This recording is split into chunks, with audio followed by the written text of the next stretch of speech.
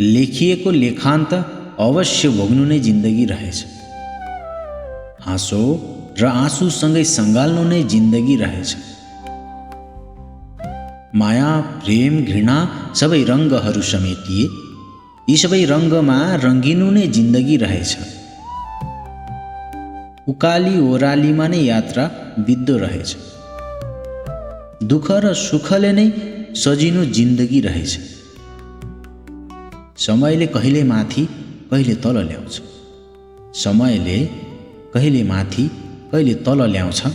सबै सहेर अगाडि बढ्नु नै जिन्दगी रहेछ। एक दिन अन्त्य छ भन्ने थाहा भए पनि बाँचुन्जेल कर्ममा अडिनु नै जिन्दगी रहेछ। लेखिएको भाग्य मेट्न सकिन्न। लेखिएको भाग्य मेट्न सकिन्न, तर परिश्रमले चित्र कोर्नु नै जिन्दगी रहेछ।